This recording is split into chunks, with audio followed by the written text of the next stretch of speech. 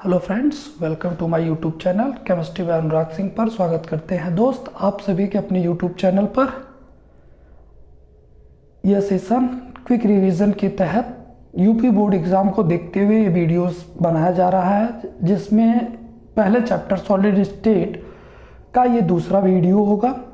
जिसमें पहले वीडियो में हम लोगों ने ट्रिक्स के चार्ट के माध्यम से क्रिस्टलीय और अक्रिस्टलीय ठोस के परिभाषा के बारे में समझा था, लेकिन आज वह अब लिखित रूप में आपको दिया जा रहा है। जैसा आपको चार्ट में समझाया बताया गया होगा उसी के अनुरूप आप देख सकते हैं कि इसमें आपका लिखा गया है, जिसमें आपको बताया गया था कि क्रिस्टल जालक होगा, उसमें घटक कण उपस्थित होंगे। अगर घटक कण नियमित रूप से उपस्थित होते हैं तो उसी को हम लोग क्या कहते हैं, क्रिस्टल जालक कहते हैं। और इनमें नियमित या व्यवस्थित रूप से कण उपस्थित होते हैं, इसलिए इनकी आकृति निश्चित होती है, जिससे इनके गलनांक और क्वथनांक उच्च हो जाते हैं। साथ ही साथ ये क्या होते हैं, दीर्घ परासी और विषमदैशिक होते हैं। क्यों? क्योंकि इनकी आकृति निश्चित होने के कारण इनका क्षेत्र बड़ा होता है, दूरी बड़ी होती है, इसलिए ये दीर्घ हो जाते हैं। और क्षेत्र का मतलब परास होता है, दीर्घ का मतलब बड़ा होता है, तो क्षेत्र बड़ा होता है, इसलिए इन्हें दीर्घ परासी कहते हैं। चूंकि इनके जो भौतिक गुण होते हैं वो दिशाओं पर निर्भर करते हैं, इसीलिए इन्हें क्या कहते हैं, विषमदैशिक कहते हैं। साथ ही साथ इसमें आपका उदाहरण भी लिखा गया। उदाहरण में आपका है क्या क्या आएगा, क्वार्ट्ज, CuAg, इसके बाद जिंक सल्फाइड और भी ढेर सारे आपके उदाहरण भी होंगे, लेकिन संभावित यहाँ पे 3-4 आपके लिखे गए हैं, जिनमें परिभाषा क्या लिखा गया। परिभाषा है किसी क्रिस्टल जालक में उपस्थित घटक कण।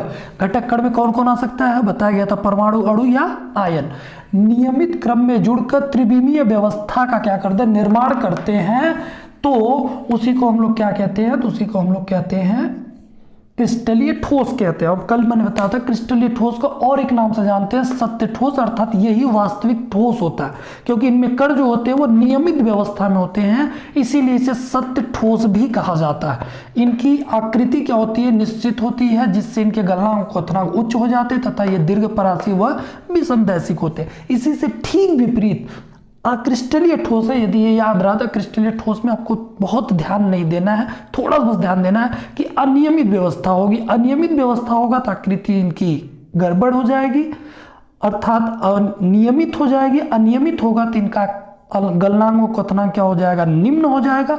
गलनांक क्वथनांक निम्न होगा तो क्षेत्र कम हो जाएगा, क्षेत्र कम होगा तो क्या हो जाएंगे, लघु हो जाएंगे। साथ ही साथ ये क्या हो जाते हैं, विषमदैशिक हो जाते हैं। क्यों?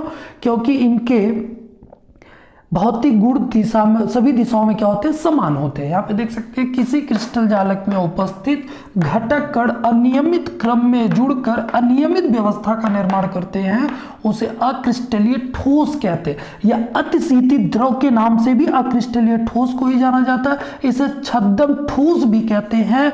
क्यों? क्योंकि ये अपने स्वयं के भार के अनुसार बहने का गुण रखते हैं।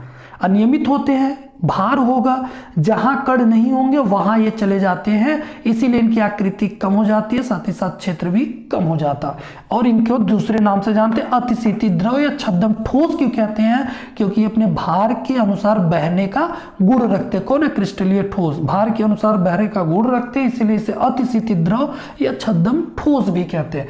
इनकी आकृति अनिश्चित होती है, जिससे इनके गलनांक और क्वथनांक कम हो जाते हैं। साथ ही साथ ये लघु परासी व समदैशिक होते हैं। उदाहरण में कौन आता है, कांच आता है, मक्खन आता है, रबर आता है, इत्यादि आता है। इससे संभावित 2 प्रश्न आते हैं, जैसा कि हम लोग अपने रियल लाइफ में देखते भी हैं। क्या है पहला प्रश्न, खिड़कियों में लगे कांच कुछ समय पश्चात शीर्ष की अपेक्षा तली में मोटे हो जाते हैं, क्यों? खिड़की में लगे जो कांच होते हैं वो धूप से, सूर्य के प्रकाश से प्रभावित होते हैं, गर्म होते हैं। जब गर्म होते हैं तो जो कांच होता है वह अक्रिस्टलीय ठोस है, अनियमित कण उनमें जुड़े हैं, तो जैसे ही गर्म होंगे उनके कण क्या हो जाएंगे, अनियमित रूप में अव्यवस्थित हो जाएंगे। चूंकि भार के अनुसार स्वयं बहते हैं तो ऊपर से नीचे की दिशा में आएंगे, जब नीचे की दिशा में आएंगे तो इनकी तली क्या हो जाएगी, मोटी हो जाएगी। तो यही इसमें कारण है, खिड़कियों में लगे कांच कुछ समय पश्चात शीर्ष की अपेक्षा तली में मोटे हो जाते हैं। क्यों? क्योंकि जो कांच होता है वह अक्रिस्टलीय ठोस होता है।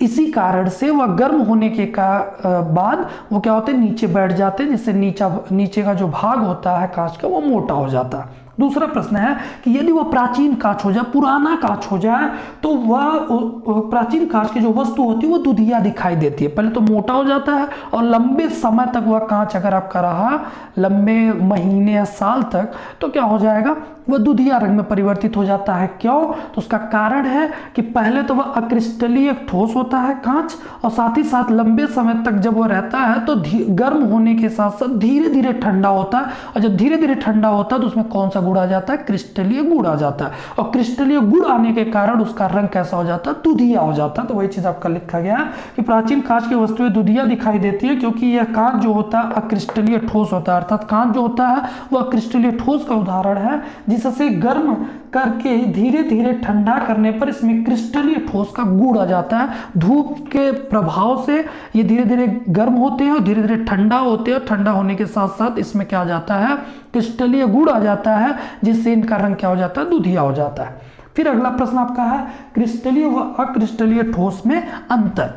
क्रिस्टलीय ठोस और अक्रिस्टलीय ठोस में अंतर लिखिए प्रश्न होता है। तो क्रिस्टलीय ठोस क्या होता है, इनमें कण नियमित रूप से जुड़े होते हैं, तो इनमें क्या हो जाएगा, इनमें कण अनियमित रूप से जुड़े होते हैं। इनकी आकृति निश्चित होती है, इनकी आकृति अनिश्चित होती है। इनके गलनांक व क्वथनांक उच्च होते हैं, इनके गलनांक व क्वथनांक निम्न होते हैं। ये दीर्घ परासीय होते हैं, ये लघु परासीय होते हैं, ये विषमदैशिक होते हैं। क्रिस्टलीय ठोस विषमदैशिक होते हैं, क्यों? तो उसका जवाब भी यहीं पे लिख दिया गया, क्योंकि इनके गुण भौतिक दिशा पर निर्भर करते हैं। और क्रिस्टलीय ठोस जो होते हैं ये समदैशिक होते हैं, क्यों? क्योंकि इनके भौतिक गुण सभी दिशाओं में समान होते हैं। उदाहरण क्या है, क्वार्ट्ज जो होता है, उदाहरण इसका क्या है, कांच है।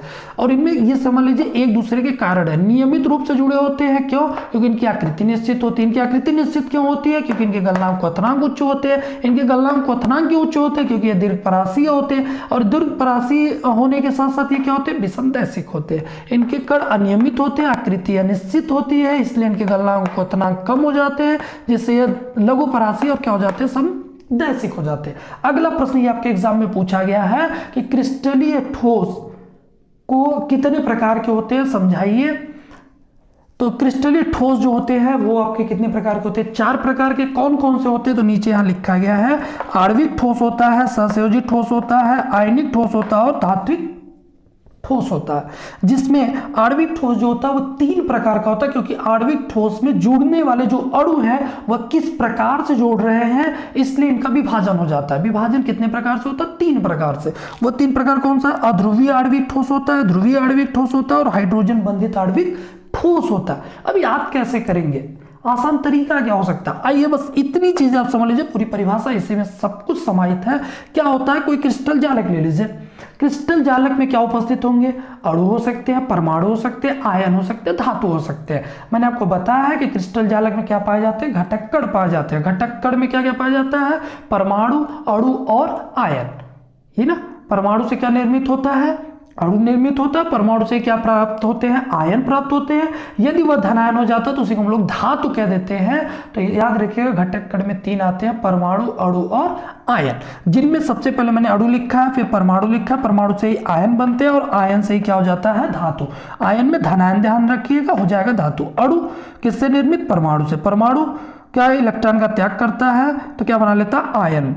आयन बनने के बाद और जैसे ही धनायन बनाएगा वो क्या हो जाएगा? धातु। अब इसके आधार पर परिभाषा है कि कोई क्रिस्टल जालक है, उसमें घटक कण के रूप में अणु है, और यदि अणु के मध्य क्रिस्टल जालक में उपस्थित अणुओं के मध्य वंडरवाल बल कार्य करता है तो उसी को हम लोग क्या कह देते हैं? आणविक ठोस कह देते हैं। परिभाषा इसका हो गया कि आणविक ठोस क्या होता है?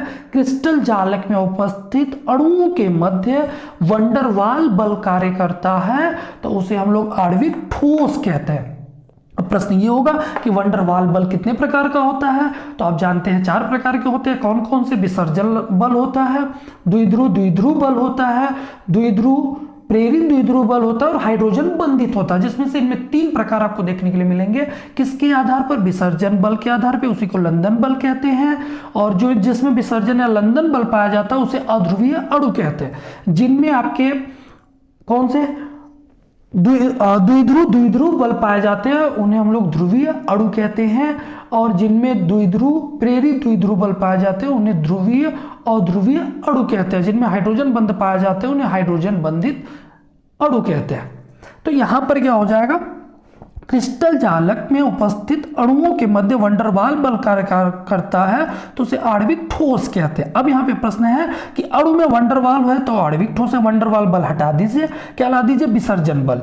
किसी क्रिस्टल जालक में उपस्थित अणुओं के मध्य विसर्जन बल कार्य करता है तो उसे अध्रुवीय आणविक ठोस कहते हैं, क्योंकि विसर्जन बल को अध्रुवीय कहते हैं। दूसरा क्या होता है, क्रिस्टल जालक में उपस्थित अणुओं के मध्य द्विध्रुव बल कार्य करता है तो उसे हम लोग ध्रुवीय आणविक ठोस कहते हैं। क्रिस्टल जालक में उपस्थित अणु के मध्य हाइड्रोजन बंध उपस्थित होता है तो उसे हाइड्रोजन बंधित आणविक ठोस कहते हैं। तीनों की परिभाषा क्या हो गई, एक क्रिस्टल जालक में उपस्थित अणु के मध्य वंडरवाल बल कार्य करता है तो उसे हम लोग आणविक ठोस कहते हैं।